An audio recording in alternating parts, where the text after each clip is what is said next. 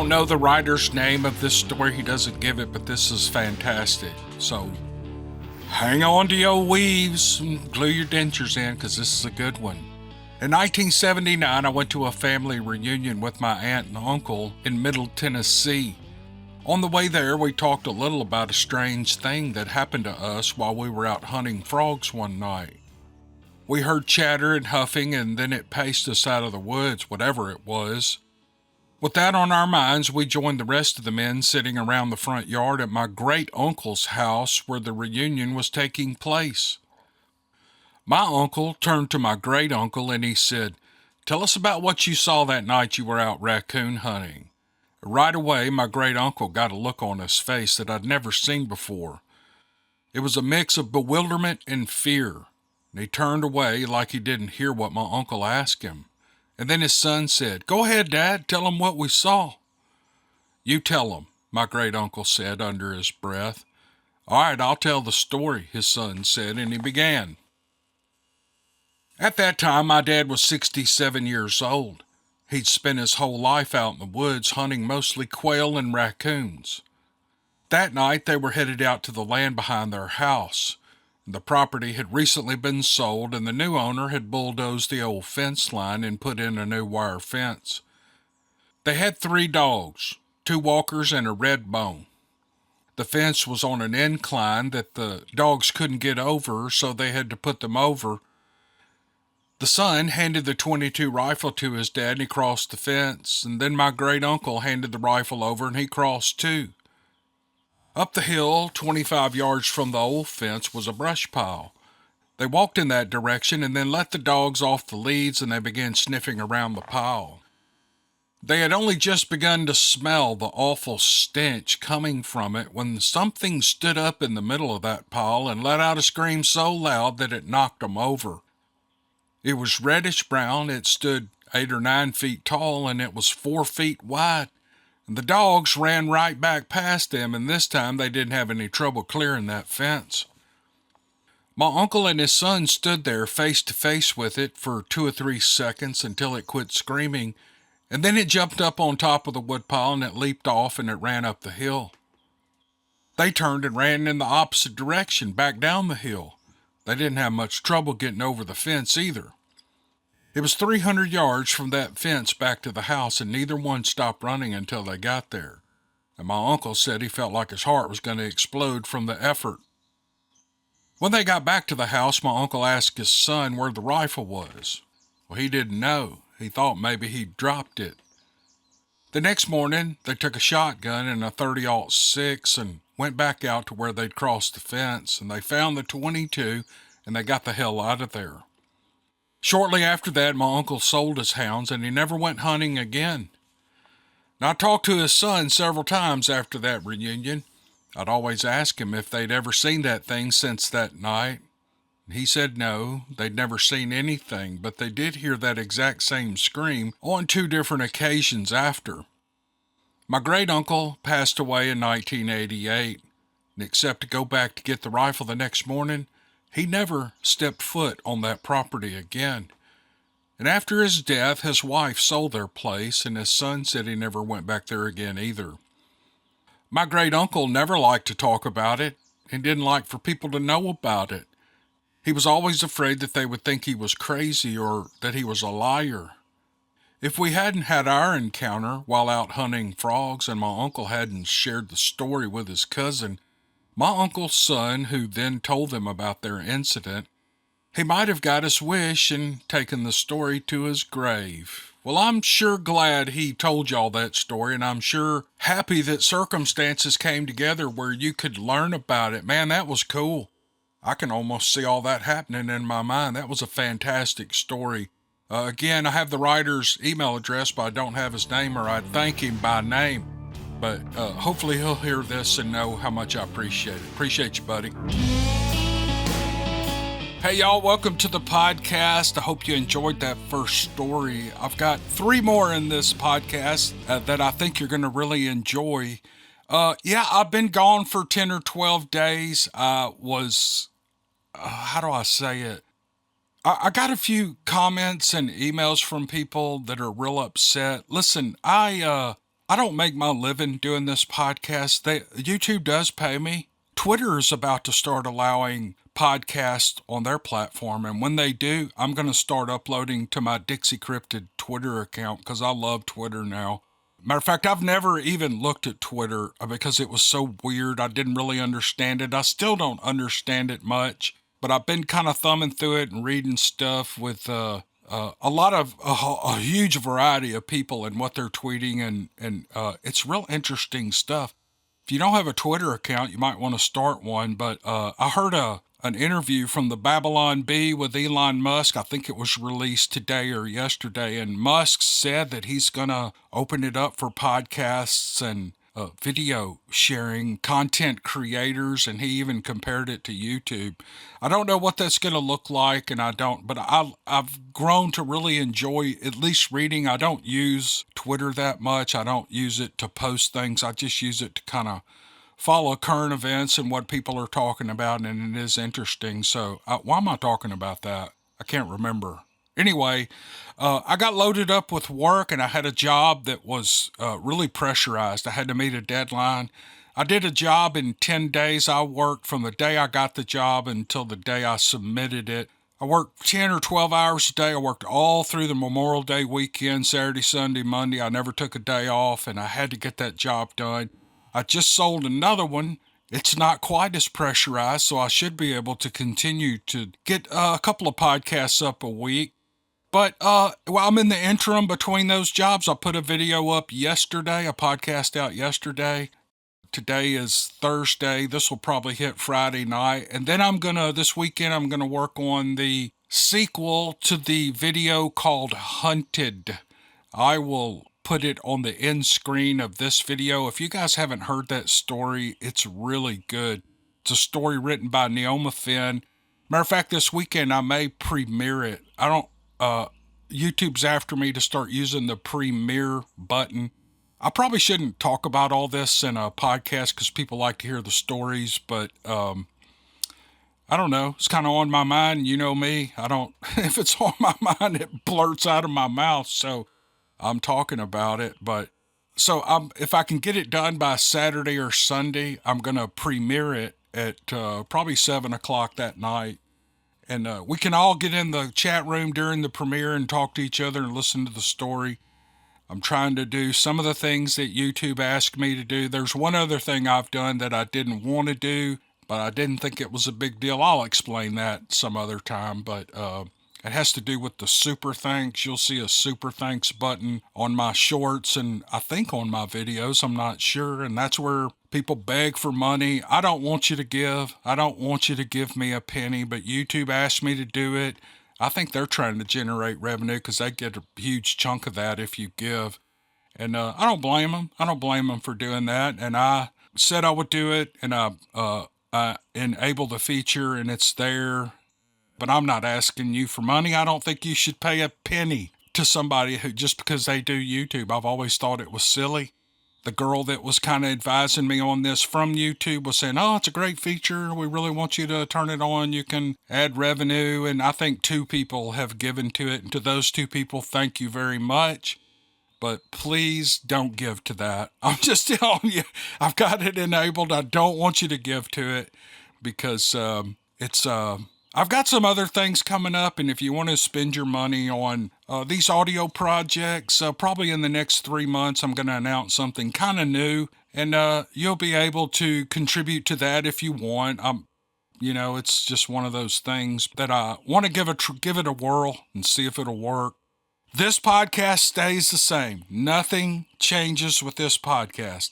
Everything is free to you. You don't have to pay a dime to hear these stories.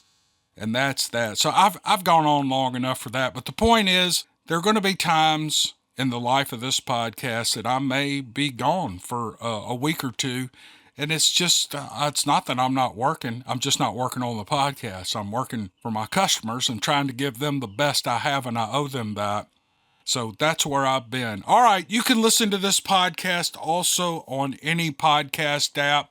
If you search for What If It's True podcast, I should have called it Dixiecryptid, but you can even put in Dixiecryptid in the search bar and one of my podcasts will pop up. You can hit that podcast and then follow on Apple Podcasts, Google Podcasts, Stitcher, Spotify, all the podcast apps. I think I'm on pretty much all of them.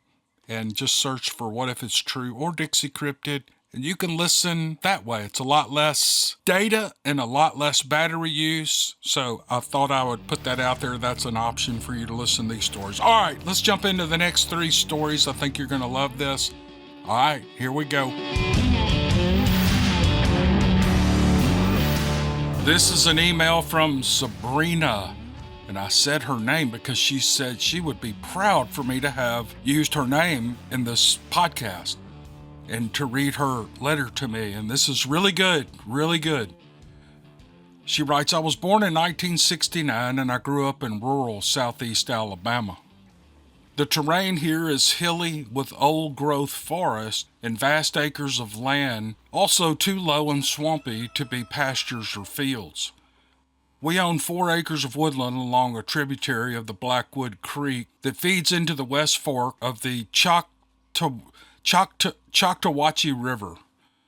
The small creek that ran through our property was always changing, either because of heavy rainfall or beaver activity downstream. And this meant that sometimes there were deep pools where fish would hang out. One of my favorite pastimes was catching what we call brim, but what is more commonly known as bluegill or perch. No, Sabrina, they're brim. You and I know what they are. They're brim. I think I was 8 or 9 years old when I decided to take my cane pole down through the trees to the creek on a warm summer afternoon. There was a wooden bridge that my father built that spanned the creek by 15 feet. Standing in the creek bed, the top of it came up to about my chin. There was a sandbar under the east edge, but I avoided that area. It was close to the underside of the bridge, and I knew snakes and large spiders hung out there. I liked to stand in the creek while I fished to keep my feet cool. That day I caught 2 good-sized brim in quick succession. I put them on a stringer that I had tied to my belt loop, and I kept fishing. When you grow up barefoot as a country kid, you gain a sixth sense when it comes to snakes. And I saw movement upstream that I knew spelled trouble. Sure enough, here came a water moccasin. People will tell you that they won't chase you, but that's a bunch of hokum. I've seen my own mama get chased by one, and this was one that was making a beeline for me. Let me stop here and say, Sabrina knows what she's talking about. I don't know why, but there's snake experts that say a cottonmouth or water moccasin, we call them old cold jaw, that they won't chase you, but they do. People all over the South will tell you that they've been chased by a cottonmouth. I actually got kicked out of a Facebook group about reptiles. The subject came up about cottonmouths, and you can't call them poisonous. That's not sophisticated enough. You have to call them venomous. If you call them poisonous, they kick you out. If you say a cottonmouth will chase a person, they'll kick you out. So I got kicked out. But there's some kind of orthodoxy or purist vision in the elite reptile community that they don't want us dumbasses making comments on real life issues when it comes to snakes. I don't know that the snake, when it's chasing you, has any intention of biting you. I think they may have a nest close by. They may have a food source close by, and they're trying to run you out. And I think they know deep down inside that when they come at whatever is close by, they naturally know that it's a dangerous animal and they move away. So it's kind of like the Bigfoot community. There are really super orthodox people. I got the ugliest, most savage email I have ever read. This guy was calling me names, and then he copied it or pasted it or maybe put it in a comment. Those kind of comments get kicked off into a review folder for me. It was the worst email I've ever seen, or comment I've ever seen. He called me everything that you can imagine under the sun. And he says I'm making up stories and I'm ruining the Bigfoot topic and nobody's ever going to believe if I keep telling these stories. And this guy's a lunatic, a total lunatic. And the hell of it is I meant to ban him, but I actually clicked by mistake to approve his comment. So then I went to find it, and I couldn't even find it under the video where I knew it was. So I think the comment was so bad that YouTube wouldn't even let me approve it. So there are some vicious people out there, and all that to say is that Sabrina knows what she's talking about. She's fished in these little flooded areas for brim before, and that's where you'll always, in the South, you'll always have a good chance of running into a cottonmouth in those areas. Okay, I'm sorry to get diverted, and my rooster was crowing and distracting me, so I kind of went off on a tangent, but let's get back to the story. Squirrel! I dropped my pole and I vaulted for the west side of the bridge, which was closest to me, but now I was across the creek from home. I forgot all about the two fish on the stringer tied to my belt loop, and I was hightailing it across the bridge. The stringer got caught between the boards and it snatched me back. Now, I was a strong kid, and I was scared silly, and I made another run at it, and my belt loop broke, and as soon as I was free, I hauled tail out of there. I didn't go too far back up the path through the woods. That water moccasin wasn't going to leave the creek bed. After a good 20-minute wait, I slowly, carefully made my way back to the bridge, and I kept my eyes open as I stepped onto the boards, and I leaned over to pick up my stringer. To my surprise, the stringer was lying on the boards, but there were no fish on it. I looked over the sides of the bridge, thinking maybe the brim had somehow worked their way off and might still be visible. I didn't see any fish, but I did see one very clear, extremely large bare footprint right in the middle of the sand dune on the east side of the bridge. It was at least 3 times as long as my foot, and I'll never forget the feeling that washed over me. Again, I lit out of there, and this time all the way back up to the house. I mean, I flew. My feet barely touched the ground all the way. My grandmother was sitting on the back deck shelling peas when I came running up. She asked me what was chasing me, and I had to catch my breath before I could tell her what I saw. Well, she smiled and said, "Well, that's just a woolly booger. It won't hurt you." Regardless of what my grandmother said, it was a long time before I could go back to the creek alone again. Even as an adult, I still get goosebumps when I think about my close encounter. Since the Patterson-Gimlin film came out in 1967, I'm sure the possibility of Bigfoot was on my preteen radar. I've done some research on the subject in the southeast Alabama area, and interestingly, there are a couple of sightings not far from Blackwood where I had my incident, in Skipperville in 1978. Some men were out quail hunting in a clear-cut area and saw what they thought was a large burned-up stump until it started moving. And they estimated the dark-haired bipedal creature was 8 feet tall. Their bird dogs refused to go near it. Also, in the late 1970s, landowners near Highway 105 reported a large, dark, hairy humanoid that came out of the woods to chase their cows on more than one occasion. Less than 30 years prior to all these sightings, in 1953, in an area called Screamer near Abbeville, a woman described seeing what appeared to be 2 juvenile Bigfoot along the edge of the road. I can't help but wonder where Screamer got his name. Blackwood, Alabama, where I spent my childhood, hasn't changed at all in 50 years. It's still rural, the roads are narrow, and the woods are dark, and I wouldn't be at all surprised if something large and hairy still inhabits the creek beds, blending in with the old trees and fishing for brim. What a great I love this story. The Bigfoot didn't get after her. The snake got after her. And they will get after you. I'm telling you, they will. Snake purists, especially cottonmouths. So the Bigfoot didn't come after her, but she saw evidence of it. And then she backs it up with several incidents that have happened before her incident and since her incident. And it made this story very interesting, and the way she wrote it was superb. And I really appreciate Sabrina for sending this. I don't know when I got this email, I copy them and paste them to my Word file, and I probably should put a date on them, but I didn't have a date. But I'm so glad she sent this, and I appreciate you very much, Sabrina. I need to tell you a couple of things about the story that you're about to hear. First, I miss, oh God, I hate saying this. I misgender the person who wrote the story. There was no name with the story, but the email address has a woman's name attached to it. So when I began reading it, I assumed it was a woman who sent it. But in the story, they will tell you they're a man. So this is a story written by a man. Second, this story is very cryptic. It doesn't make much sense. It's hard to follow. There is no point to the story. And I had actually kicked it off. I had not deleted it. It was going to be one of the very, very few that I just kick out and delete because it's so confusing that I can't make heads or tails of it.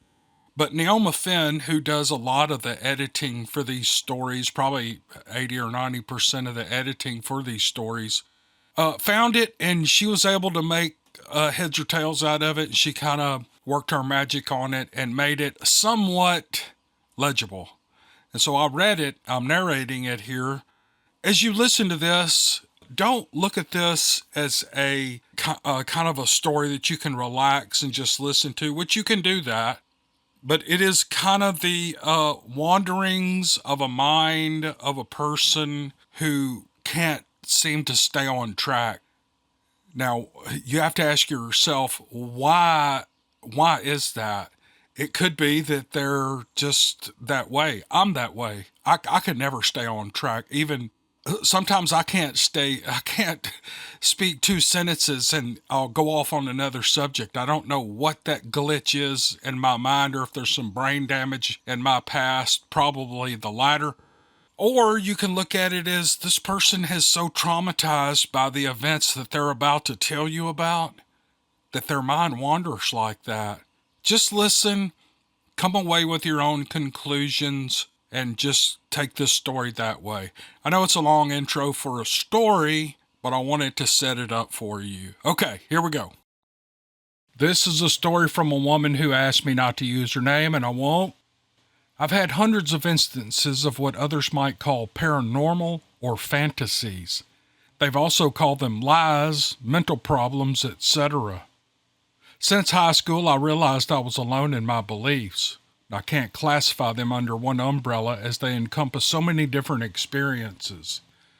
I find it all normal. I let others dwell in the mundane and the ordinary. To me, that is the definition of the word bizarre.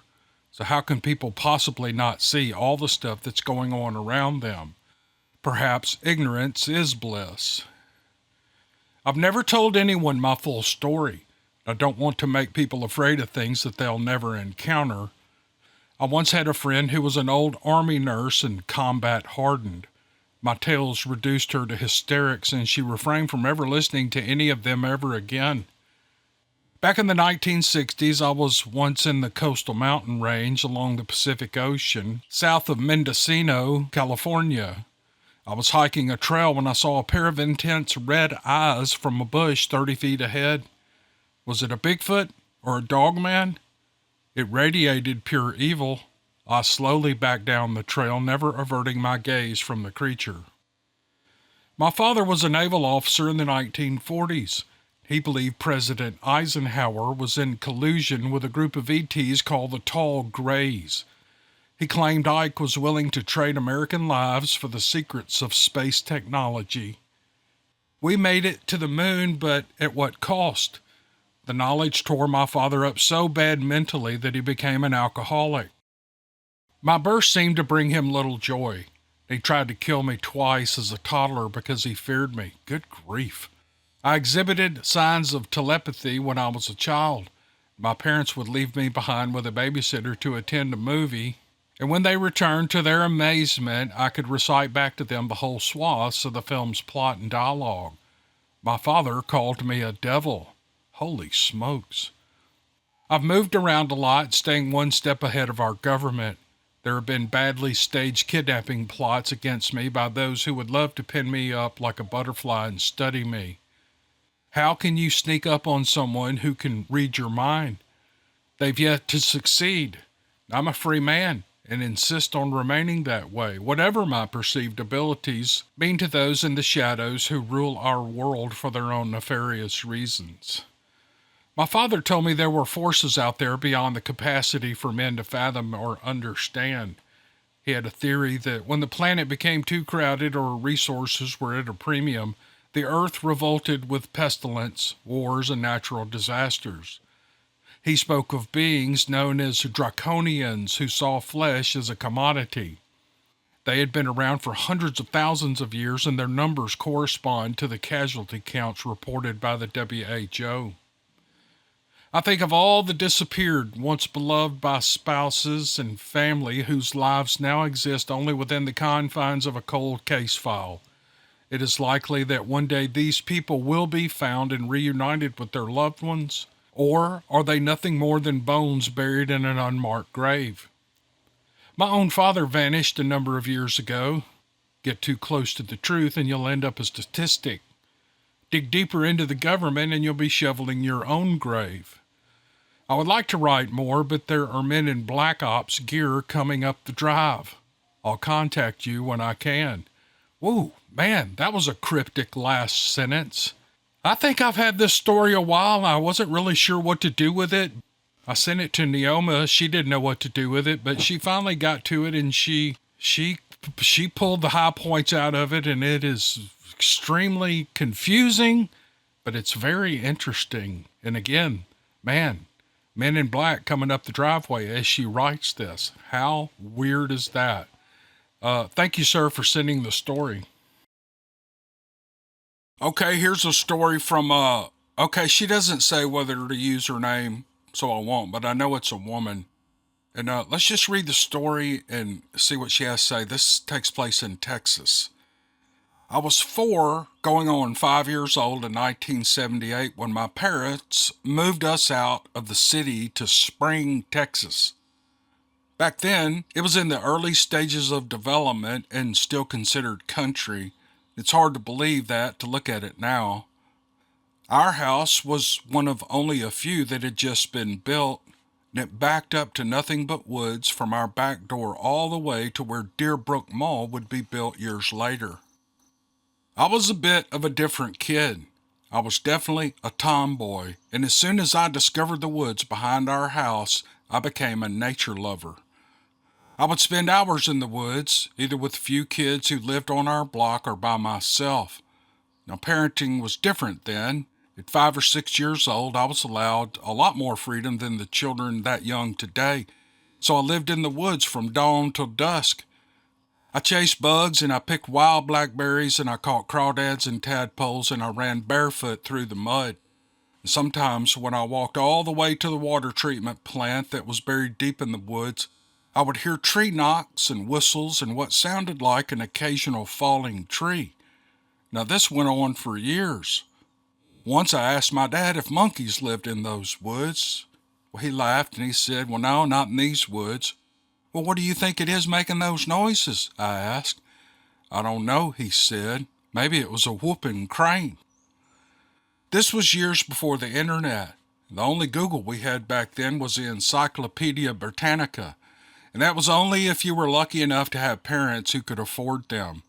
Well, I know now that my parents were not all-knowing or even well-educated, but back then I was sure that they knew everything. I never felt worried or afraid when I was out there playing. As a matter of fact, it was the only place I wasn't afraid. Well, that all changed on a hot Texas summer evening. It was getting close to dinner time and my stomach was starting to feel it, so I started for home. I was on the trail I'd walked nearly every day when this event happened. It began with the sound of heavy footsteps behind me and a little off to the side of the path. By then I was 10 years old and I was pretty tough for a girl. At first I kept walking while still paying close attention to the footsteps, and when I stepped, it stepped. Thinking it was one of the neighborhood boys trying to scare me, I yelled out, "Now you stop! You really are scaring me!" It occurred to me that no one had ever tried to scare me before, and it made me all the more leery. Then I heard a grunt. It didn't sound like it came from a human. It was definitely an animal grunt. A cold chill ran through me at that sound, and the hair stood on the end all over my body as I thought, Lord, please don't let this wild hog kill me. It had to be a boar, I thought. I'd seen plenty of them back there, but I'd never had a run-in with one. They were usually so far away when I spotted them that there was no danger. I was hoping I startled it, and I yelled, please leave me alone, with all my breath, but I can't honestly say if it came out loud and strong or just a whisper. I was suddenly aware of being surrounded by nothing but silence. I knew no noise in the woods meant bad news, and somewhere in the back of my mind a little voice was telling me to run. All of a sudden I felt a tear on my cheek. The feeling of my own tear running down my face scared me so bad that I was jolted into action, and I ran. Whatever this thing was, it followed me off to my side, and I could not make myself look anywhere but straight ahead. And I jumped over fallen branches and rutted out holes and skipped over rocks, and I hugged tight to the inside corners of any twists and turns until I broke through the tree line and I saw the fence that separated our yard from the world. Running now on pure adrenaline, I stepped up the pace until I realized that whatever was chasing me was slowing down. This wasn't a hog or any other animal that I knew. It was running on two legs. And then I heard a whoop and a whistle, and finally a sound I recognized, and I allowed myself to slow down just a bit. As I got closer, I could hear my brothers playing in the backyard with the neighbors. I hit the privacy fence, and I planted my foot on the bottom piece of the wood, and I grabbed the top, and I flung myself over like a raccoon caught in a floodlight. And when I hit the ground, everyone stopped playing, and they stared at me. Why didn't you just use the gate, you big dummy? I heard one of my brothers say. I was too out of breath to answer, and as I started to leave the yard, one of the older boys, who was probably 15 at the time, came running over to me and asked me if I saw it. I still couldn't find my words, so I shook my head no. I didn't see it. I smelled it. I heard it. I was terrified by it, but I didn't see it, whatever it was. He bent down then and he grabbed me by my shoulders and he said, look at me. That was when I finally burst into tears, and he led me around to the other side of the house and he hugged me until I stopped shaking. And then he made me promise never to go that far into the woods again. If you want to go to that pond, you come get me and I'll take you, he said. I shook my head yes, but he reiterated, don't go to that pond alone. Now promise me, never go there unless you come and get me first. No one else knows and it needs to stay that way. I kept my promise and he kept his. And when I wanted to go to the pond, I always went and got him and he took me there. Over the years, we became pretty good friends, but to this day, we've never spoken a word about that day or what he saw chasing me, and I never went that far into the woods again. Looking back and having heard so many stories over the years, I realize now that they always knew I was there. They watched me grow up in those woods and probably enjoyed all the leftover food and snacks I left for the animals. I think it was a juvenile who was playing with me or chasing me that day, and when its parents found out what was going on, they let out a whoop and a whistle and a call for their child to come back to them. I've never seen one. I don't know if I ever want to, but if I do, I hope it is as nice and kind as that family was to me. I hope they let me enjoy my time in the woods forevermore. Oh, this is a great story. The best part of this story is your brother coming to your side, your older brother, and taking care of his sister. I mean, the Bigfoot part was interesting. Obviously, he knew it was out there, but he knew how to take care of us. You know, there's a lot of brothers that age that wouldn't do that. And it just, as I was reading it, I was almost choking up thinking, that's going to be a real man right there. He's going to grow up and be a real man. He knows who to look after and he knows how to calm people down. And he's probably still that way. So to the woman who wrote this, thank you so much for sharing this. I loved it. I loved this story. It was wonderful. I wish I could say your name. You probably wouldn't care, but you know who you are if you're still listening to this podcast, and I appreciate the story. Thank you. Thank you for joining me on this podcast. I can't tell you how much I appreciate you. I'm so glad to be back recording these. I just love doing this. I don't know why. I wake up in the morning. I go through a little ritual in the mornings just to get myself going. Then I go on a bike ride with my dogs and loosen up a little bit. And then all I think about is when can I get done with my work and get back to recording these stories, because I just love it. I love doing it, and I don't know why. I have no idea why. But I'm so glad if you've listened this far. You must enjoy it too. That makes it all worth it, and I love you for it. So you guys have a good rest of your week. Hopefully I'll be back this weekend with the sequel to the story Hunted. It's going to pop up here in a minute if it isn't already, the video on the end screen. If you haven't heard that story, click on that video and listen to it because it's really good. All right, we'll see you guys on the next one. Thanks.